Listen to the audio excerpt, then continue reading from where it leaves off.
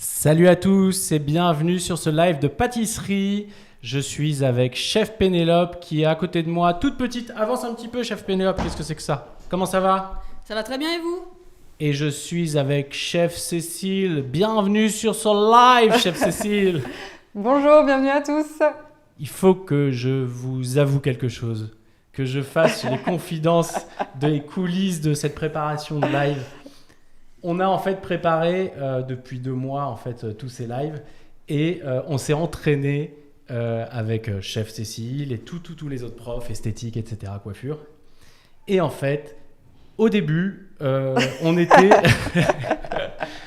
que entre nous, on n'était pas en public.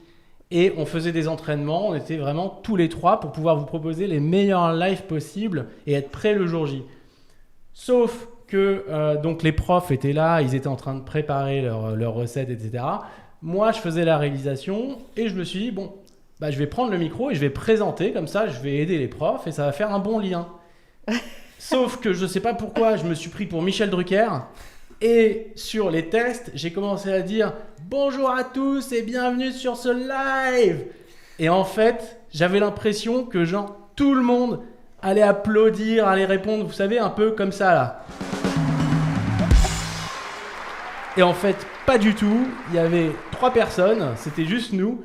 Et depuis, Chef Cécile se moque de moi dans les bureaux. Et à chaque fois qu'elle me voit, elle me dit « Salut, bienvenue sur ce live !» Donc voilà, je pense que le sujet est clos. J'utilise cette réplique même le week-end, Jérémy. Et aujourd'hui, on va voir la crème au beurre. Effectivement. C'est parti, extrait de cours. Pour la crème au beurre, il faut trouver un bon équilibre de texture et de température. En l'occurrence, mon beurre est bien pommade, car je l'ai laissé à température ambiante toute la nuit, donc je peux l'incorporer dans mon mélange assez froid. Si le beurre est très froid, il est préférable d'avoir une pâte à bombe encore tiède. Si le beurre est très chaud, il faut que la pâte à bombe soit complètement froide. J'ai mis des gants afin de pouvoir manipuler le beurre. Donc là, la pâte à bombe et le beurre ont à peu près la même texture. Ils vont s'incorporer facilement. Je baisse la vitesse du batteur. Petit à petit, je vais mettre des cubes de beurre que j'ai découpés au préalable. Voici la texture que la crème au beurre doit avoir. Elle doit être aérienne, lisse, brillante et ferme pour pouvoir la pocher si besoin. Votre crème au beurre est terminée.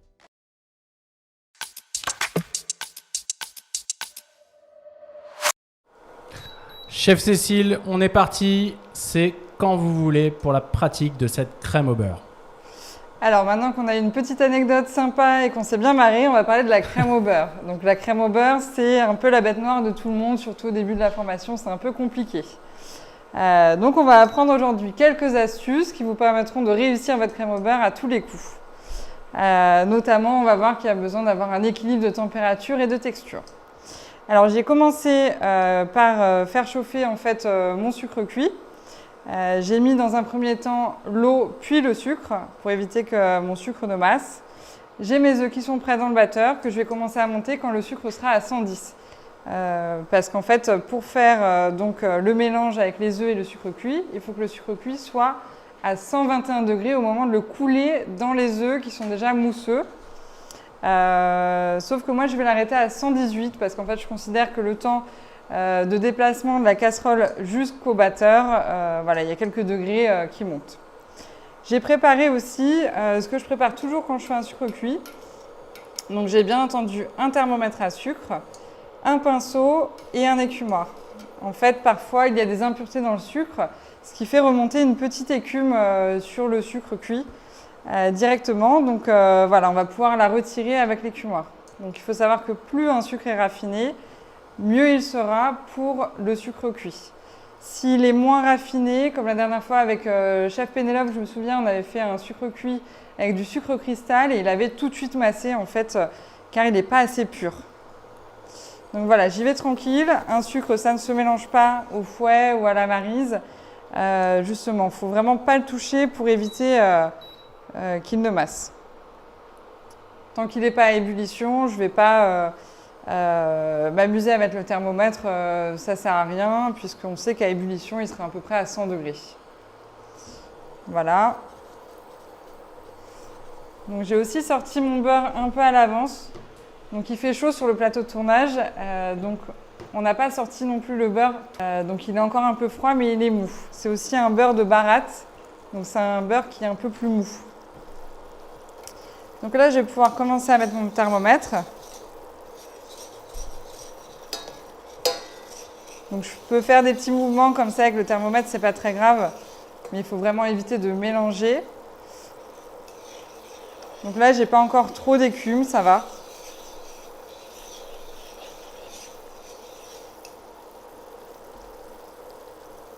Donc je suis à peu près à 105 degrés. Donc on a encore un peu de temps. Le sucre, il faut toujours le surveiller.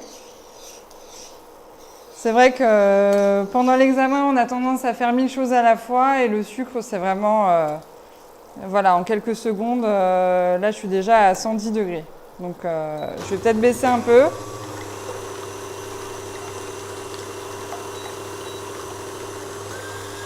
Et là, j'hésite. Donc ici, je vais rapprocher. Je peux venir nettoyer un peu mon sucre, enlever un petit peu l'écume grâce à l'écumoire.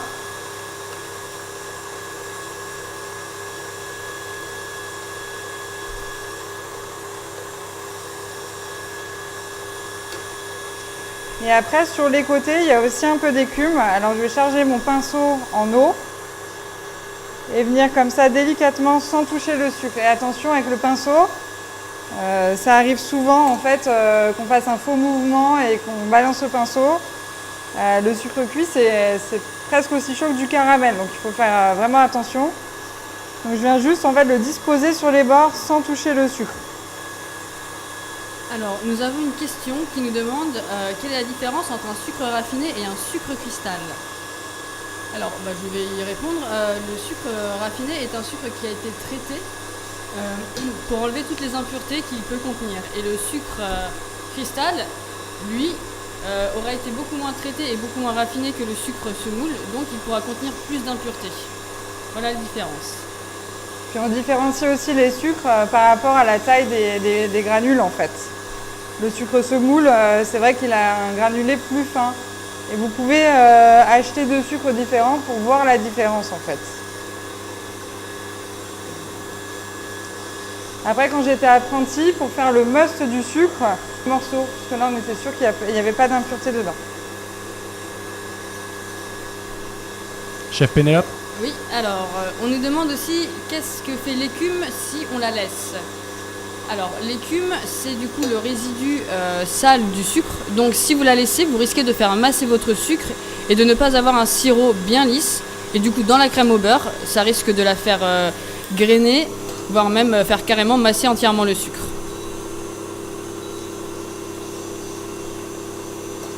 Donc là, mon sucre, il est bientôt prêt, il est à 116. Donc je ne sais pas si vous avez vu, mais pour vérifier, je penche ma casserole. Et en fait, je ne mets pas le thermomètre jusqu'au fond, car le fond de la casserole, en fait, il va induire en erreur le thermomètre puisqu'il est conducteur. Donc là, on est à 116. Mes œufs sont bien montés.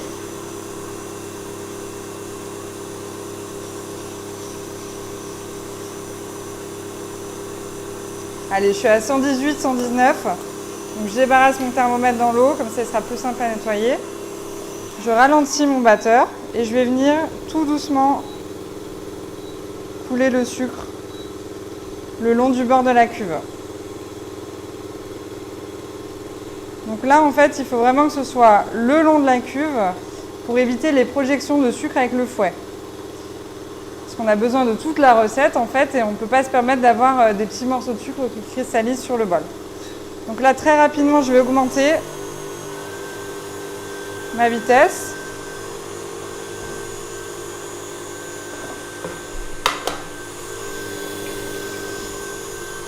Alors, il est très important d'augmenter la vitesse de la crème au beurre pour justement éviter que le sucre cristallise, refroidisse et que du coup vous retrouviez avec des morceaux soit au niveau du fouet, soit des gros morceaux de sucre qui seront disposés dans la crème au beurre. Donc faites vraiment bien foisonner à vitesse rapide. très important. Alors, donc j'ai fait une crème au beurre pour vous montrer. Je vais la retravailler un tout petit peu. Donc c'est vrai qu'elle est passée au frais, donc c'est pas évident en fait la retravailler. Donc je l'ai passée au frais toute la nuit et je l'ai retravaillée avec mon batteur. Et j'ai pas hésité en fait à la chauffer un tout petit peu. Sinon elle serait complètement tranchée en fait, tout simplement.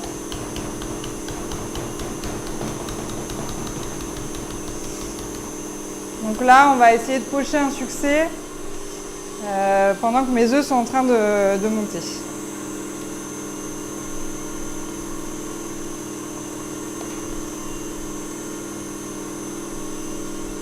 Donc hier, j'ai calculé, il me faut à peu près 7-8 minutes pour que les œufs montent et refroidissent. Sauf que c'est un chiffre qui est vraiment aléatoire selon la quantité que vous avez dans votre bol. Donc là, j'ai 2 biscuits succès, un pour le dessous, un pour le dessus. Et je vais prendre une poche avec une douille unie. Donc là, c'est une douille de 15. Après, il ne faut pas hésiter à avoir une grosse douille en fait pour pocher votre succès. Parce que sinon, on va avoir un peu d'estrie avec la crème au beurre.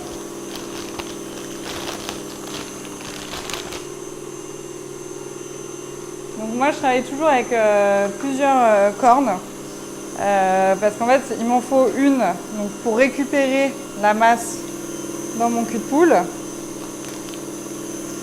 et il m'en faut une pour racler ma poche. Donc si vous en avez qu'une, je vous conseille d'en acheter d'autres.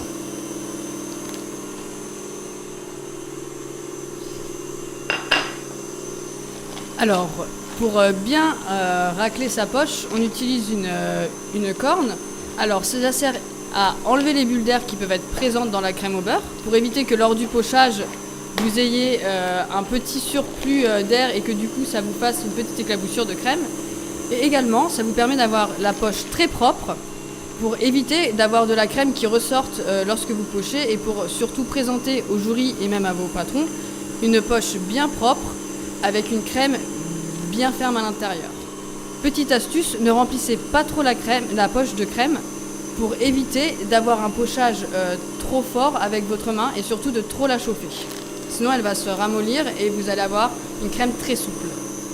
Il vérifie ça à l'examen, le jury, le fait qu'on essaye de racler un peu la poche pour enlever les bulles d'air? Effectivement, il vérifie si vous avez bien raclé votre poche pour justement voir si vous maîtrisez comment remplir une poche et surtout si vous connaissez l'impact que cela peut avoir sur votre crème. Alors là, j'ai collé en fait mon biscuit sur l'assiette. Si vous devez présenter votre biscuit sur un carton or, n'hésitez pas à le coller. Avec le froid, la crème va se refroidir et en fait, ça va bien maintenir votre biscuit sur l'assiette. Ça évite qu'en fait, en apportant votre entremets, il bouge.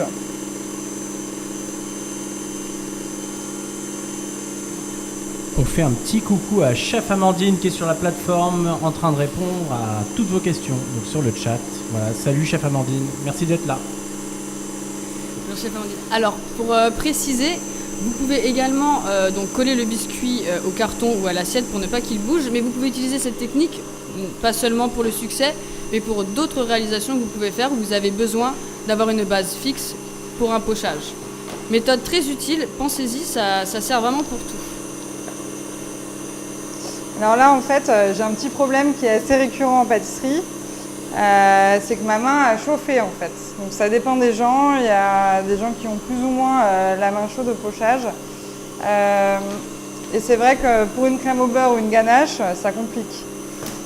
Donc j'hésite pas à revider ma poche, remélanger avec toute la crème et reprendre de la crème neuve, en fait. Et comment on sait alors quand on a chauffé la crème? Elle se liquéfie, tout simplement. C'est pour ça qu'il ne faut pas trop remplir la poche. On vous a pas entendu, Chef Pénélope. C'est donc l'intérêt aussi de ne pas trop remplir la poche. Et pour une petite astuce personnelle pour les gens qui ont les mains très chaudes, avant le pochage, passez-les sous l'eau froide pour être sûr de ne pas justement trop chauffer la poche avec vos mains puisqu'elles garderont un petit peu la fraîcheur de l'eau. Ça marche très très bien en été également. Alors là, on passe à une étape Ce qui est compliqué pour certains, c'est le fait de re-remplir la poche. Une fois qu'elle a déjà été salie, c'est moins évident.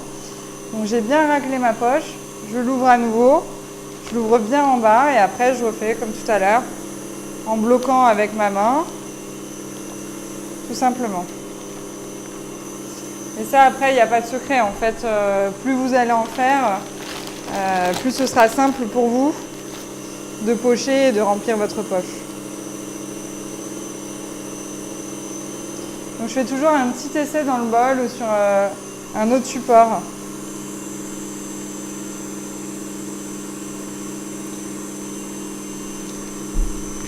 Alors là, vous voyez le pochage. Donc, si vous voyez bien le geste, Chef Cécile n'appuie pas énormément sur la fin de la poche. Elle reste au milieu. Une main pour la pression de la poche et l'autre pour la guider. Cela vous permet d'avoir un pochage net et précis. Voilà. Donc là, vous voyez, j'ai fait la recette d'un succès. J'aurais pu peut-être garnir un petit peu plus généreusement, mais voilà ce qui doit rester. Donc s'il vous reste de la crème le jour de l'examen, vous la mettez dans un petit récipient adapté, vous la filmez au contact, vous la mettez au frais. Il ne faut surtout pas la jeter. Alors, pour le succès, sachez que la recette que nous avons vous permet de monter un entremets succès sur un cercle de 20 x 4,5 cm. La recette que nous faisons aujourd'hui, du coup, demande moitié moins de crème puisque l'entremet sera moitié moins haut. Mais le jour de l'examen, si vous tombez sur le succès, montez-le en cercle à entremets 20 x 4,5 cm et vous aurez toute la crème qui sera utilisée. Donc après, je viens disposer mon biscuit tout simplement. Je l'appuie un tout petit peu, mais pas trop. Donc il faut quand même que ça fasse des jolies boules.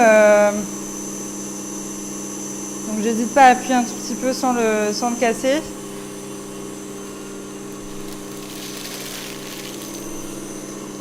Et après, je peux mettre la touche finale du pâtissier, un tout petit peu de sucre glace. Donc là, moi, j'ai pris une boule à thé.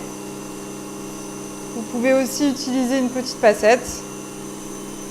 Et donc, je tape d'abord dans mon bol pour voir s'il n'y a pas de surplus. Et après, je passe un tout petit peu de sucre glace. Alors là, j'ai mon batteur qui fait un peu de vent. Et un peu de bruit. Et un peu de bruit, légèrement. C'est bientôt fini. Donc voilà pour le succès.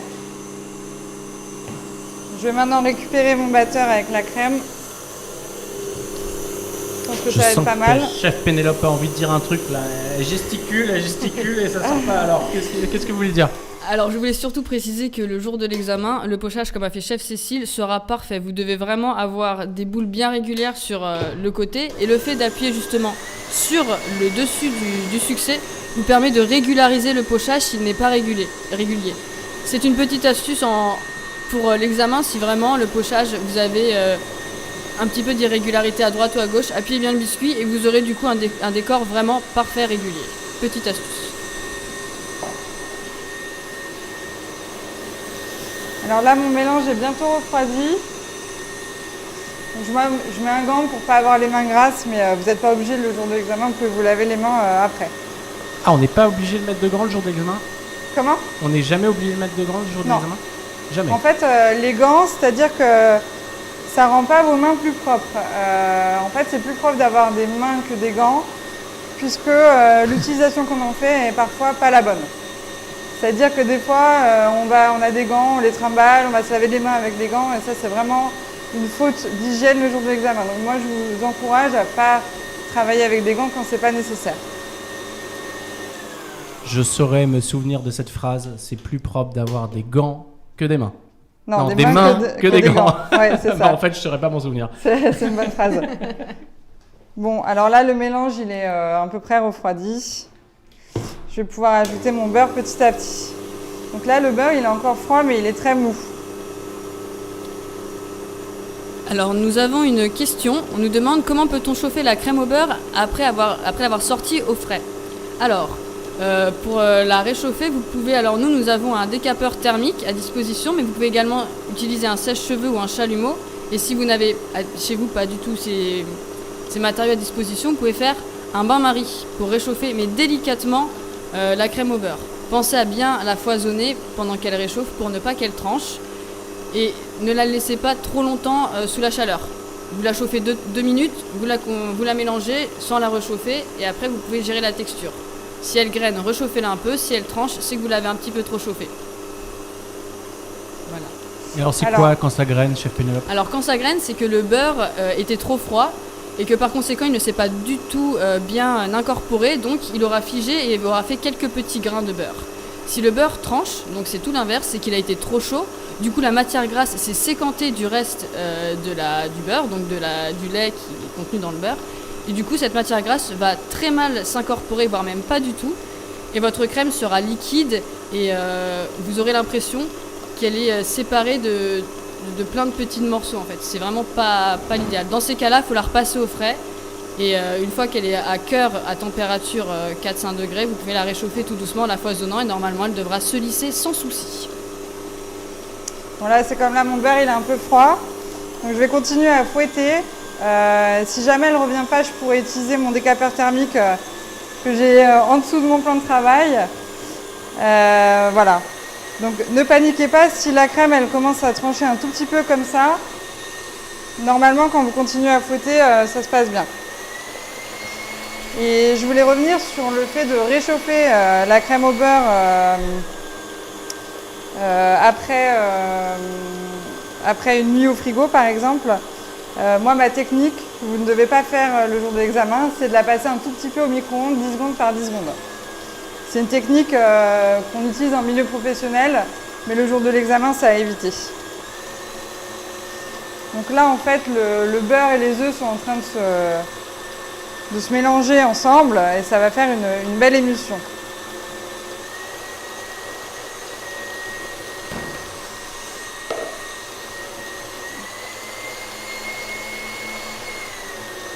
Donc si elle est vraiment trop froide, elle est rattrapable facilement avec un chalumeau, un décapeur thermique, avec un bain-marie. Par contre, si elle est trop chaude, je vous conseille de la passer plutôt au frigo et non pas en surgélateur puisque ça risque de faire congeler en fait la pellicule du dessous et d'avoir à l'inverse une crème encore liquide en bas. Donc si vous avez le temps, passez-la au frigo. Si vous êtes en pleine course, passez-la au surgélateur et mélangez-la régulièrement. Donc là, la crème, elle est pas mal. Très très belle ça même. Ça fait du bien quand ça s'arrête. Donc c'est le moment où je vais pouvoir en fait l'aromatiser. Donc là, je vais en faire une encore au praliné. Donc il faut faire attention à ne pas poser vos ustensiles sales sur la table. C'est pour ça que moi je prévois toujours une petite assiette ou alors voilà, je pose les ustensiles un peu comme ça. Donc je vais bien la corner. Donc il fait quand même chaud, donc je pense qu'elle se réchauffe. On va aller vite.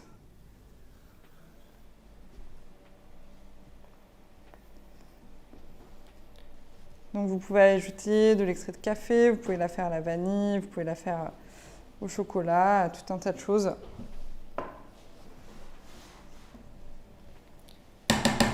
Alors pour bien mélanger la crème au beurre, vous pouvez donc si par exemple elle est un petit peu chaude, qu'elle est encore un petit peu à la limite de trancher et que vous avez peur en la foisonnant au fouet qu'elle réchauffe un petit peu trop, vous pouvez avec la maryse la mélanger comme par exemple n'importe quelle autre crème en partant du centre vers l'extérieur très délicatement pour ne pas trop chauffer le beurre qui reste et le praliné qui est du coup à température ambiante permettra de finir de bien refroidir la crème et de la lisser.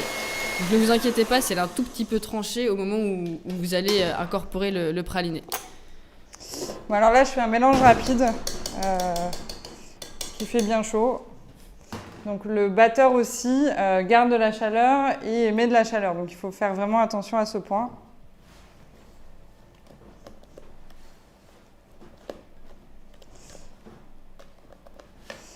Donc la crème au beurre est terminée. Je vais vous montrer le résultat. Oui, parce que là, nous, on fait en sorte que les conditions soient exactement les mêmes qu'à la maison, c'est-à-dire on n'est pas dans un labo officiel avec la température idéale, etc. Pour que vous puissiez vous débrouiller justement dans ce genre de situation. Un labo, c'est à combien de degrés ? Alors ça dépend du labo, hein. On n'a pas général, souvent c'est des vrai. labos réfrigérés, donc c'est vrai que par exemple le jour de l'examen, vous allez le passer en juin, donc ce sera en été. Si vous ne tombez pas sur un labo réfrigéré, il risque de faire très chaud avec les fours, etc. Après, si on a vraiment un labo réfrigéré, je pense que, je sais pas, entre 15 et 20 degrés, vous en pensez quoi En moyenne, un laboratoire de production est censé être réfrigéré entre 12 et 15 degrés. Après, ça dépend ce que vous travaillez à l'intérieur. Par exemple, le chocolat, ça va être beaucoup plus froid. Mais en moyenne, oui, c'est 10-15 degrés. Mais en été, dans certains laboratoires, on peut monter vite à 25-30. Donc effectivement, faites très attention, surtout près des fours. C'est ça. Donc là, ma crème, elle est quand même à 2 doigts de trancher puisqu'elle est très chaude et elle est trop liquide pour être pochée. Donc si ça m'arrive le jour de l'examen, j'hésite pas à la mettre au froid et la retravailler derrière. Il vaut mieux assurer le coup plutôt que d'avoir un entremets qui tombe totalement puisque la crème n'était pas assez ferme. Voilà. On peut passer à la rubrique top et flop. Les tops et les flops, c'est parti. Vous allez nous apprendre quoi aujourd'hui, chef Cécile?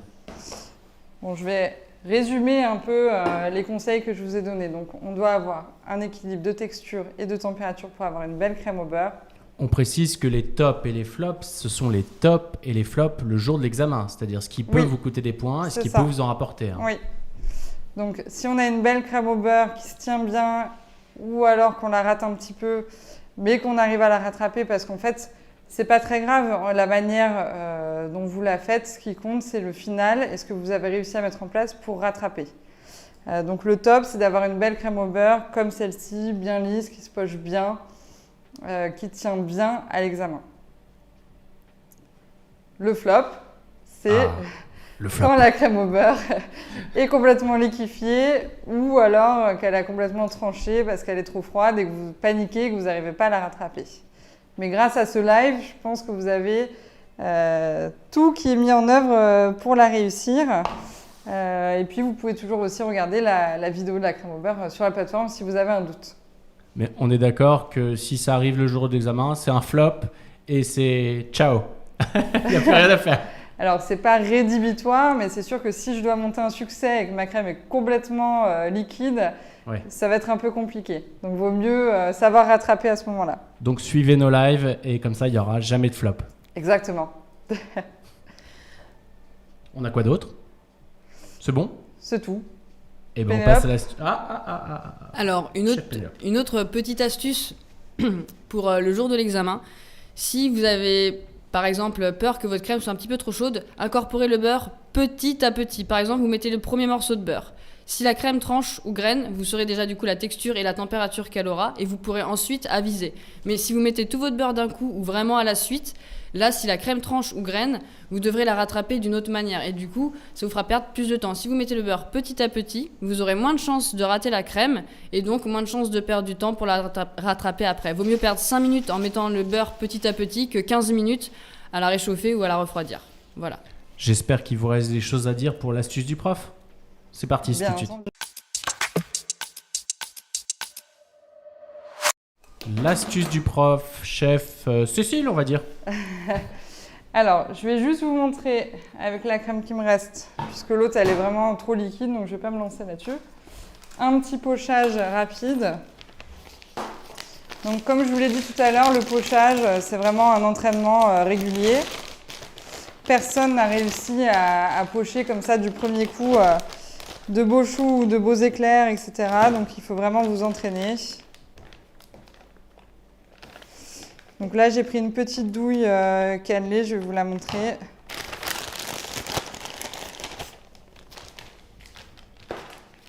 Et c'est important de bien savoir pocher parce que c'est vrai qu'on fait beaucoup d'entremets moulés, on fait beaucoup de choses comme ça en ce moment, mais quand même le pochage, c'est quelque chose qui reste et ça montre un savoir-faire quelque part.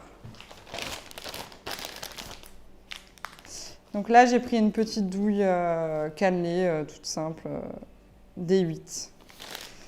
La taille de la douille, ça change quoi exactement? En fait, la Et la taille forme, de d'ailleurs, aussi. Alors la forme, c'est pour...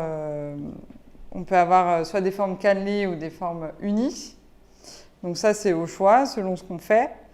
Et la taille, en fait, elle varie selon le produit qu'on veut faire. Après, on peut avoir une très petite douille appuyée fortement et avoir beaucoup de masse qui sort. Ou alors, on peut avoir une grosse douille et appuyer un peu moins. Donc ça dépend aussi de la manière dont vous appuyez sur la douille. Donc pour décorer un entremets, je peux faire des petites pointes. Je peux faire des rosaces comme ça. Donc pour faire les rosaces, il faut partir comme ceci. Vous devez avoir la poche bien perpendiculaire à votre assiette, entremets ou autre. Tenir la poche bien droite pour avoir un pochage net, régulier et bien droit. Si, comme l'a fait Chef Cécile, vous faites un petit serpentin et un petit pochage successif, vous pouvez coucher un petit peu la douille. Mais le mieux est de la laisser le plus droit possible pour justement avoir un pochage bien net, bien droit et bien régulier. Donc on rassure nos étudiants, personne, encore une fois, n'arrive à pocher des serpentins ou même n'importe quelle forme du premier coup. Hein. Non, c'est très rare, c'est très très rare. Donc voilà les types de formes qu'on peut faire. Après, il faut vous amuser, il faut que ce soit régulier en fait, c'est ce qui compte. Si vous faites un serpentin gros, puis petit, puis gros, ça va pas être joli visuellement. Et je vous remonte quand même pour la rosace. Donc je fais un premier tour et après je tourne comme ceci. Et donc ça peut être intéressant de savoir pocher comme ceci, par exemple pour un Paris-Brest, pour donner du volume. Puisque si en fait je ne reste pas sur le même cercle, je vais tendance à aller vers l'intérieur et il n'y aura pas ce volume gourmand qu'on veut pour un Paris-Brest. Voilà. J'ai aussi une deuxième astuce donc, qui concerne plus le biscuit succès. Donc là, je l'ai fait à l'avance, il est un peu sec, mais c'est pas grave, on va le laisser un peu au frigo, il pourra maturer pendant quelques heures avant qu'on le déguste. Le biscuit succès, il faut qu'il soit doré sur le dessus. Il faut qu'il soit bien cuit pour pouvoir le décoller parce que des fois, on voit sur la plateforme, le biscuit succès ne se décolle pas, c'est parce qu'en fait, il manque de cuisson sur le dessous. Après, il doit être moelleux à l'intérieur, croustillant à l'extérieur. Voilà, et après, on a une belle crème qu'on vient apporter. Si vous voulez le déguster, il faut le sortir un petit peu avant du réfrigérateur pour avoir une crème plus moelleuse. Mais en tout cas, voilà, le biscuit, il faut qu'il soit comme ceci. Et quand vous faites votre biscuit, il faut absolument en fait battre vos blancs. Donc pas comme tout à l'heure. Tout à l'heure, j'ai mis mes œufs quand même très rapidement pour la crème au beurre. Donc pour les œufs, c'est pas très grave. En revanche, pour les blancs, il faut toujours les monter de manière constante, pas trop rapide, pour emprisonner l'air et non pas la casser. Et comme ça, vous allez avoir une bonne tenue sur vos blancs et sur votre biscuit. Et ensuite, effectuez un mélange très délicat au moment où vous incorporez les poudres. Voilà, faites bien tourner votre bol.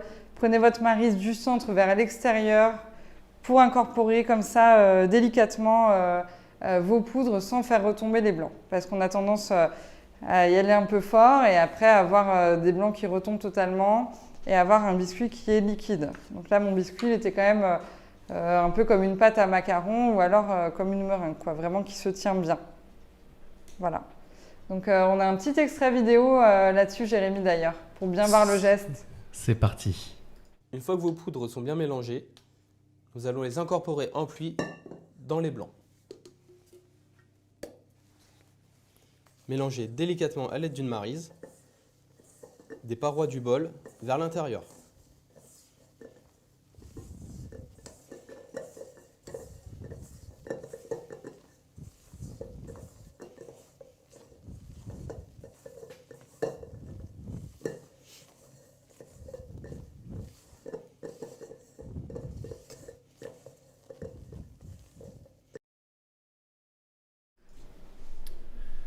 Donc c'est le moment de quoi? De se dire au revoir déjà? Ben, on peut répondre à quelques questions si vous en avez. Alors au hasard, on va voir si Chef Amandine y a déjà répondu, on va voir. J'ai Cécilia, ramène sa fraise, voilà. Ok, ça c'est son nom. D'accord, et je peux la garder pour cet usage durant l'examen en la rinçant régulièrement. Je vous remercie, Chef Amandine. Donc là, je vous lis une question en plein milieu, on sait même pas de quoi on parle, donc Non. faites avec. Oui, vous pouvez la rincer en Alors, plein milieu de l'examen. Je pense qu'elle parle de la lavette pour s'essuyer les mains Ah, pas mal. à la place mal. du papier jetable. Alors, vous pouvez avoir une lavette sur votre plan de travail pour vous essuyer les mains, effectivement, mais elle ne vous sert qu'à ça. Faut pas essuyer le marbre avec, ou alors sinon, dans ces cas-là, il faudra la rincer. Et bien évidemment, même si vous essuyez que 2 ou 3 fois les mains dessus lors d'une préparation, pensez à la rincer entre les différentes préparations pour ne pas avoir une lavette trop sale, et surtout pour éviter, si vous êtes essuyé les mains avec du chocolat, de ne pas vous réessuyer les mains sur le chocolat alors que vous travaillez par exemple une crème au beurre nature. Après, pardon, je coupe. Non, si chef Nina était là, parce qu'elle est la spécialiste de l'hygiène le jour de l'examen, elle dirait qu'il ne faut vraiment pas avoir cette lavette pour s'essuyer les mains. C'est vrai qu'on le fait de manière un peu courante parce qu'on n'a pas de point d'eau ici, mais le jour J, franchement, il vaut mieux vous laver les mains. Vous avez un lave-mains qui est fait pour ça et réservez votre lavette pour le plan de travail. Le jour J, vous allez être aussi limité en tout ce qui est consommable, que ce soit les lavettes, le produit. Donc voilà, moi je vous le déconseille. Et pendant qu'on parle de ça, il ne faut surtout pas avoir un torchon qui traîne accroché à votre tablier, sinon vous allez avoir des problèmes si vous vous essuyez les mains dessus. Et c'est ce qu'on a tendance à faire. En milieu professionnel, je dirais qu'on prend son tablier, on fait ça. Ah non, c'est pas bon, ça. Le jour de l'examen, c'est vraiment pas possible, pas conforme. Il faut être toujours propre sur soi. Et les torchons, en fait, vous pouvez en apporter 2. C'est vraiment pour sortir des éléments du four, tenir une casserole qui est chaude. Voilà, mais ça ne sert pas du tout à essuyer le plan de travail ou à essuyer vos mains. Donc voilà, je vous conseille vraiment, au niveau de l'hygiène, d'être toujours irréprochable pour éviter les ennuis. Je rappelle que sur la plateforme YouSchool, vous avez une vidéo dédiée au laboratoire de pâtisserie avec la manière dont est composé un laboratoire, c'est-à-dire le point de haut, la tenue à adopter, c'est-à-dire les chaussures de sécurité, chaussures de sécurité, c'est pas facile, pantalon, etc. Toute la tenue, la charlotte. Donc vous pouvez revoir cette vidéo si vous avez des doutes sur l'hygiène. On passe au prochain live, au prochain live. Faisons de la pâte à choux. On va voir quoi la semaine prochaine. Le mois prochain. Oui, le mois prochain malheureusement. Je rêve de ce jour où ce sera la semaine prochaine. Tous les lives, toutes les semaines. Qu'est-ce que je raconte? Alors, le mois prochain, on verra avec Chef Pénélope de la pâte à choux et ce sera un live un peu plus long, un peu plus complet sur vraiment la fabrication de la pâte à choux, comment garnir, peut-être comment glacer, on est en réflexion. Donc on va voir exactement ce qu'on va faire, mais ce sera vraiment pour vous montrer juste avant l'examen les derniers petits tips sur la pâte à choux. Et j'en profite, si c'est possible, pour dire qu'il va y avoir un rendez-vous des profs prochainement et qu'il ne faut pas le rater. Donc on vous donnera les derniers conseils en fait avant l'examen. Il y a une petite surprise à la fin. Voilà, donc l'info sortira lundi pour la date et l'horaire. Mais ne manquez pas ce rendez-vous. D'accord, on passe à l'extrait que vous pouvez retrouver sur la plateforme. C'est parti. Une fois que les ingrédients sont bien mélangés, je remets la puissance sous ma plaque à induction de façon à faire dessécher la panade. La panade est donc l'appareil qu'on obtient en mélangeant l'eau, le beurre, le sel et la farine. Je fais dessécher la pâte jusqu'à ce qu'on entende ce petit crépitement et que ça commence à coller dans le fond de la casserole. Un des tests, la panade est suffisamment desséchée quand elle ne colle plus ni à la casserole, ni à la spatule. Et voilà, c'est le moment de se dire au revoir. Merci d'avoir participé à ce live. Retrouvez le cours intégral de cette technique en vidéo explicative sur la plateforme et sur l'application YouSchool sur le téléphone. Vous pouvez voir ce replay en vidéo sur YouTube, Facebook et la plateforme dans l'onglet Informations générales. Vous pouvez nous suivre sur Insta et Facebook, YouSchool Food, et abonnez-vous à notre compte YouTube afin d'être informé de toutes nos vidéos, toutes les nouvelles vidéos et tous les nouveaux lives justement. Continuez de poser votre question à tous les profs qui sont sur la plateforme et qui continuent d'y répondre avec plaisir. Merci à toute l'équipe, merci chef Cécile, merci chef Pénélope, merci chef Amandine derrière son ordinateur et merci Romane à la modération Facebook et Clémence. Merci, et merci à Quentin tous. derrière sa caméra. Oui. Merci à tous. En tout cas, j'ai hâte de voir vos belles crèmes au beurre sur la plateforme. Et si vous la ratez, n'hésitez pas à nous le dire. Mais bon, vous avez plus l'occasion de la rater maintenant. Vous avez trop d'astuces. Voilà. Donc, merci à tous. Merci à tous. Et puis, on se dit à bientôt sur la plateforme. Mais effectivement, des crèmes au beurre bien lisses, bien nettes. On attend ça avec plaisir. C'est le mot de la fin. Salut, à bientôt. Avec YouSchool, obtenez votre CAP pâtissier. Rendez-vous sur youschool.fr. YouSchool, c'est comme à l'école, mais depuis chez vous.